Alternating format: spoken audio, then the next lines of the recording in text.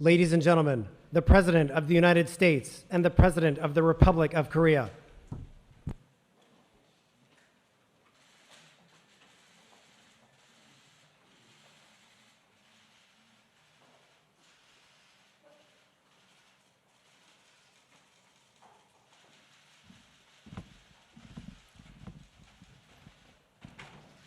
Hello, everyone. Please be seated. Today, I've been honored to welcome to the White House President Moon, and I got an opportunity to spend some private time with him as well as with our delegations. This is only the second head of state to visit and the White House since I've been president, and it's been a real joy. It's a reflection of how much we value the 70-year alliance with the Republic of Korea and how essential we know the relations is to the United States, the future of the Indo-Pacific region, and quite frankly, to the world. Today has been particularly special because this afternoon, in addition to our bilateral meetings, President Moon participated in a ceremony right in this room that awarding the Medal of Honor to a veteran of the Korean War, a true American hero, Colonel Ralph Puckett, Jr. And I want to thank you again, Mr. President, for joining us. It was special. I don't know that there's ever been an award of the Medal of Honor with the head of state of the country where the award was won. It meant a great deal to me and to the family and to our country.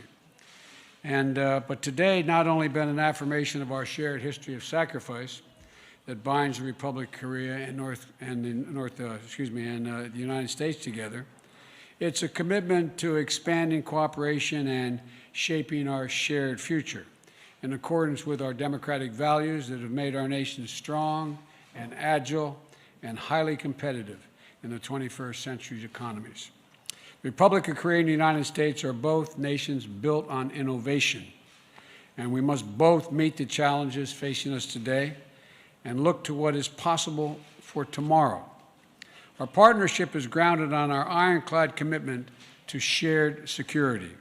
Our alliance has long been the linchpin of peace, security, prosperity, and the region growing more prominent and us being together. I was grateful that our two nations were able to quickly conclude a new cost-sharing agreement for forces in Korea in March, which will benefit both our peoples. And I thank again the President for that agreement. Today, we made important progress on a range of issues. We spoke about the shared approach to the Democratic People's Republic in Korea and continuing threat of the DPRK's nuclear and missile programs. My team consulted closely with President Moon's team throughout the process of our DPRK review, and we both are deeply concerned about the situation. Our two nations also share a willingness to engage diplomatically with the DPRK to take pragmatic steps that will reduce tensions as we move toward our ultimate goal of denuclearization of the Korean Peninsula. Today, I affirm to President Moon that the United States will proceed in close consultation with the Republic of Korea in our strategy and our approach.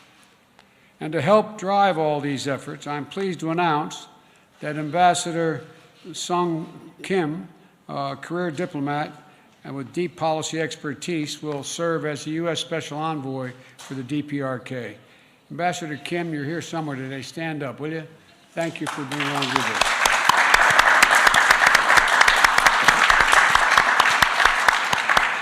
Thank you for taking on this important role. We appreciate it very much. The U.S.-ROK partnership also extends beyond the goals of the peninsula.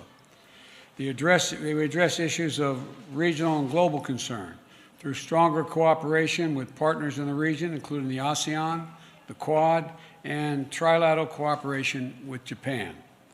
The multilateral cooperation is particularly important to coordinate an approach to the situation that exists in Burma as we work to pressure the junta to restore democracy for the people of Burma, and to address issues critical to regional stability, such as maintaining freedom of navigation in the South China Sea and preserving peace and stability across the Taiwan Straits.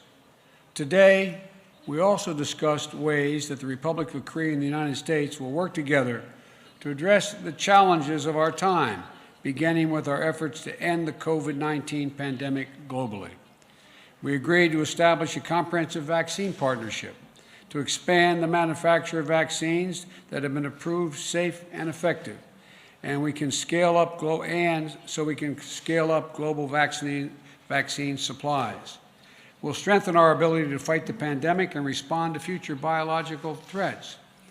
When it comes to fighting climate change, the Republic of Korea and the United States are committed to making ambitious 2030 targets aligned with the effort to achieve net zero greenhouse gas emissions no later than 2050. And we're going to work together both to mobilize climate finance for developing countries and to make sure that international financing is aligned to promote our climate goals. We also talked about how to harness our nation's technological advantages to ensure the Republic of Korea and the United States are cooperating to shape emerging technologies around our shared value system. This includes everything from strengthening our cybersecurity to deepening our cooperation to build out an open, secure G5 network, or 5G network, I should say. I'm talking about the G5, it's another organization. I'm thinking organization, Mr. President, to secure the 5G networks. And I'm particularly gratified that so many leading South Korean companies see the benefits of investing in the United States, including this morning's announcement of more than $25 billion in new investments from Samsung, Hyundai, SK, and LG. I understand the executives of those companies here. Would you please stand up?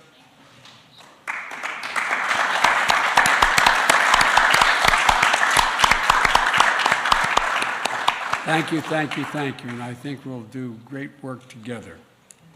These new investments are going to create thousands of good-paying jobs and jobs of the future right here in the United States. And they're going to help fortify and secure the supply chains for things like semiconductors and electric batteries.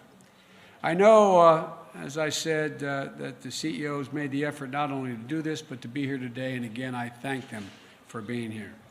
I thank you for making the investments in our future and yours. Finally, I want to note that yesterday I had the honor of signing into law the COVID-19 Hate Crimes Act to help Americans of Asian descent from having to live in fear just walking down the streets of the United States. Quite frankly, I've been ashamed at the way some Americans have responded. And there's a long history in this country of contributions of Asian Americans being overlooked, forgotten, and ignored. And I affirm to President Moon today what I said yesterday, that we're committing and we're going to stay committed to stopping the hatred based on this bias. I promise you. Our people share a long history. Our soldiers have fought alongside one another. Our scientists work side by side in both our countries. Our students study together, share ideas, and seed new opportunities for future collaboration. And our people-to-people and cultural connections are only growing. And K-pop fans are universal. Now, I can tell those who laughed know what I'm talking about. Well, anyway, I'll get back to that later. Anyway. The Korean actress took home an Oscar for supporting actors this year, following up on the 4 Oscar wins for the movie Parasite last year. And so our two countries, our two nations have the tools and the deep connections that we need to make even stronger alliances and stronger cooperation. And I want to thank you again for the meetings today, Mr. President, particularly our long private meeting. I appreciated that a great deal. And I'm looking forward to working closely with you and your team as we expand and strengthen our efforts to shape the future together. And I mean that literally, to shape the future together. So thank you. Mr. President.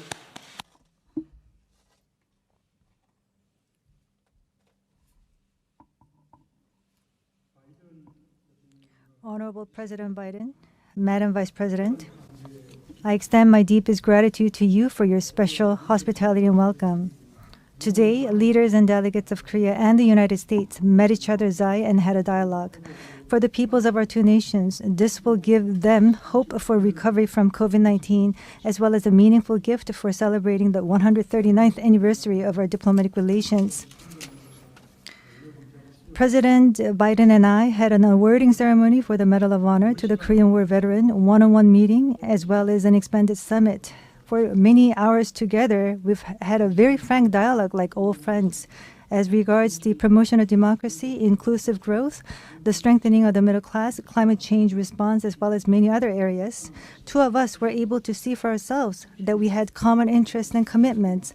In particular, we reaffirmed the strength of the ROK-US alliance and confirmed the common vision for developing it into an even stronger one. During my visit this time, the trust that has been built up between President Biden and I will foster a deeper friendship between our two peoples and lay a firm foundation that will undergird the sustainable development of the ROK-US alliance, and I say this with confidence. The most urgent common task that our two countries must undertake is achieving complete denuclearization and permanent peace on the Korean Peninsula.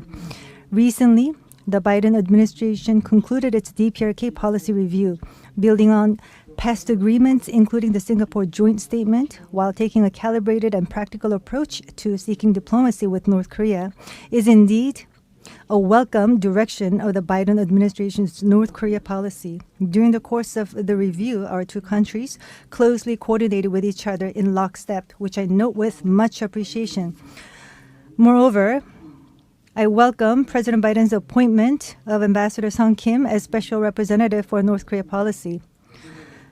This reflects the firm commitment of the U.S. for exploring diplomacy and its readiness for dialogue with North Korea. I have high expectations, all the more as such a man of high caliber with expertise in the Korean Peninsula issues has been appointed. President Biden and I discussed the dialogues based on commitments made between the two Koreas and between the U.S. and North Korea are essential for making a peaceful Korean Peninsula. This is the belief that we were able to reaffirm. Moreover, President Biden also expressed his support for the inter-Korean dialogue and cooperation. Under close cooperation with the U.S., we will work to facilitate progress in inter-Korean relations so as to achieve a virtuous cycle with U.S. DPRK dialogue. Moving forward as well, Korea and the United States will continue close communication while exploring our North Korea approach through dialogue and diplomacy. On that, I expect a positive response from North Korea. When strong security is firmly in place, we can preserve and make peace. Two of us agreed to further reinforce our combined defense posture and reaffirmed our commitment to a conditions-based transition of wartime operational control. It is also with pleasure that I deliver the news on the termination of the revised missile guidelines. The signing of ROK-US Special Measures Agreement on burden sharing in the early days of the Biden administration displays for the world the robustness of our alliance as a symbolic and practical measure. Today at the summit, President Biden and I decided to expand our cooperation in new emerging areas that are relevant for the changing times and landscape. First, to surmount COVID-19, our most urgent task, we pledge to pull our strength together. America's advanced technologies and Korea's production capabilities will be married to establish a comprehensive CORUS global vaccine partnership. Collaboration between our two countries will boost global vaccine supply and contribute to accelerating a complete ending of COVID-19. Through the global health security agenda, which aims to enhance infectious disease response capability, multilateral cooperation will be pursued as well. Under this broad framework of vaccine cooperation, illustrating the robust ROK-US alliance, an important announcement was made. President Biden pledged to supply vaccines to Korean servicemen. I thank you, Mr. President. This announcement of the U.S., I believe, extends the ROK-US alliance to the field of health in a meaningful measure.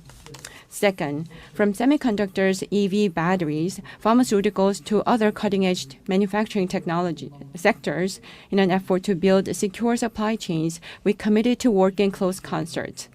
Digital transformation is accelerating, and the areas of cutting-edge emerging technologies are gaining greater importance. Korea and the U.S., in response to a post-COVID-19 era, plan to strengthen our cooperation in civil space exploration, 6G, and green energy to secure global competitiveness. Furthermore, to jointly advance into overseas nuclear power plant markets, we decided to bolster our partnership. Third, in a bid to address climate change, we will further solidify coordination between our two countries. Our two nations are already spearheading global cooperation in climate change response. Last April, the U.S. hosted the Leaders Summit on Climate successfully. Korea, for its part, in next week, is hosting P4G Seoul Summit, once again trying to build the international community's collective will for climate change response. President Biden will participate in the P4G Seoul Summit next week virtually. I welcome his participation, which will certainly help us catalyze the international community to come together. President Biden and I participated in the ceremony for awarding a Medal of Honor to a Korean War veteran, Colonel Ralph Puckett Jr.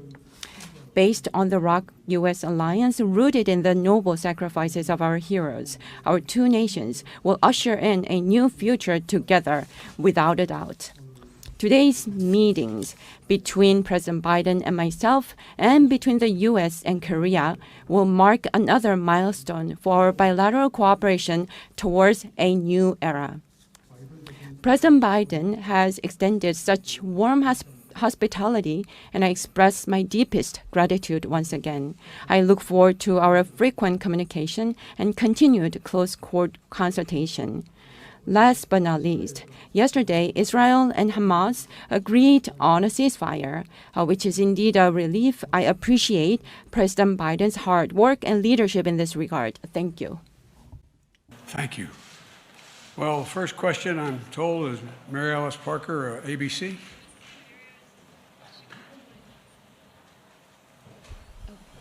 Thank you, Mr. President. I appreciate it. What is your message to Democrats who want you to be more confrontational with Israel, and specifically to those that are saying that there should be an end to arms sales? I mean, do you recognize that there's been a shift, an evolution in your party, Mr. President, in the last 20 years on this issue? And I have a question for President Moon, but I can wait, or I can guess that. There is no shift in my commitment, the commitment to the security of Israel, period. No shift, not at all. But I tell you what there is a shift in. The shift is that we still need a two-state solution. It is the only answer, And what I'm convinced of is that we can now move, as I did even before I was able to negotiate, before the ceasefire was negotiated, that I made it clear that I spoke with President Abbas. We're going to make sure that we are going to provide for security in the West Bank, and we renewed the security commitment, as well as economic commitment to the people on the West Bank. I also indicated to the Israelis that I thought it was very important that they stop in Jerusalem this intercommunal fighting that is by extremes on both sides. It has to end. It has to end. And I'm prepared to put together, and I'm going to attempt to put together, a major package with other nations who share our view to rebuild the homes, and without re-engaging, without providing Hamas the opportunity to rebuild their weapon systems, rebuild the Gaza, rebuild Gaza. And they need the help, and I'm committed to get that done. And so and I think that, my party still supports Israel. Let's get something straight here. Until the region says unequivocally they acknowledge the right of Israel to exist as an independent Jewish state, there will be no peace. Can I ask a question to President Moon? I'm curious if the two of you have offered any assurances behind the scenes to Taiwan, and if President Biden has pushed you to take a tougher stance when it comes to China's posture towards Taiwan? Good luck.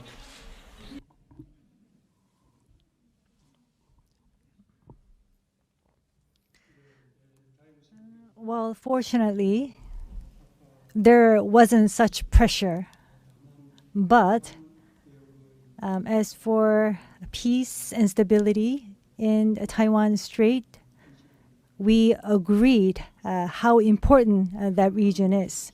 Especially considering the special characteristics between China and Taiwan, we decided to work more closely on this matter going forward.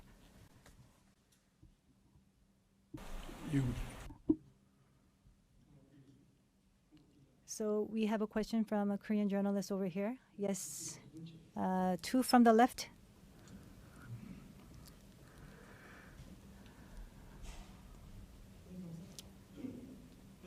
Thank you for giving me this opportunity. I'm Kang from Yeonhap News. I have a question to both of the presidents here.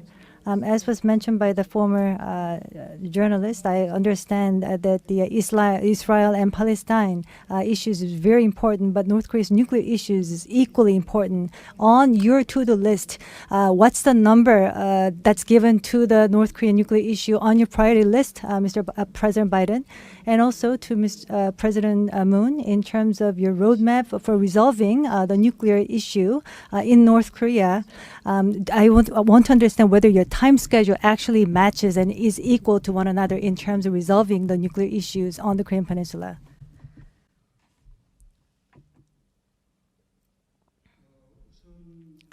So to begin, under the new Biden administration, the DPRK policy review has been completed in a rather fast period of time. That means that the Biden administration puts a priority on its North Korea policy among its diplomatic tasks. And also in terms of reviewing its DPRK policy, there was a very close coordination as well as consultations between the United States and the Republic of Korea.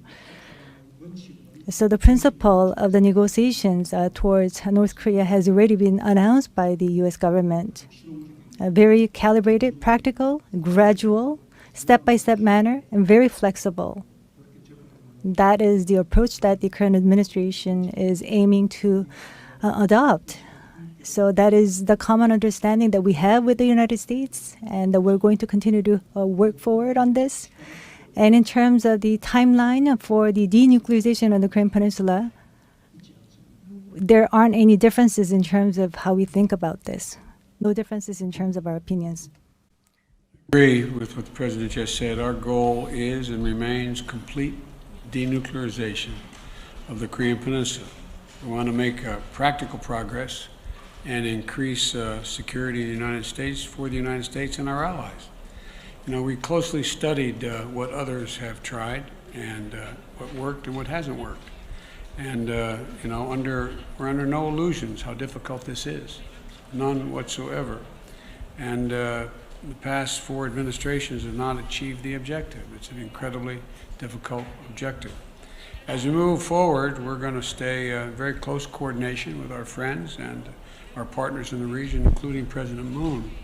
And we fully recognize that this is about our collective security in the Indo-Pacific region. And so, but total denuclearization is our objective and remains so.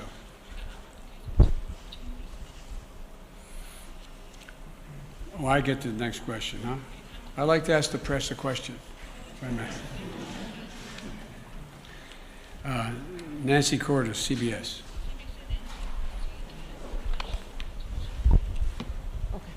Thank you very much, Mr. President. I have one question about North Korea and one question about Israel. We've changed this one question thing, haven't we? 2 foreign policy questions. You have said in the past that you would not meet with Kim Jong-un, the leader of North Korea, without certain preconditions. Yes. What are those preconditions, and do you believe he would ever be able to meet them? Well, what I never do is I never make a judgment what a man or woman is going to do or not do based on what they said. We'll see. if he made any commitment, then I would meet with him, and if there was a commitment on which we met. And the commitment has to be that there's discussion about his nuclear arsenal. And if it's merely a means by which, how do we de-escalate what they're doing? And so if that was the case, I would not meet unless there was some outline made that my Secretary of State and others would have negotiated as to how we would proceed. But what I would not do is I would not do what had been done in the recent past. I would not give him all that he's looking for, is international recognition as legitimate, and say, and give them what allowed him to move in the direction of appearing to be more, how can I say it, more serious about what he wasn't at all serious about. I'd have to know specifics, but the idea of never meeting with North Korea, I would make sure that my team had met with their counterparts, and I knew exactly what we were meeting on.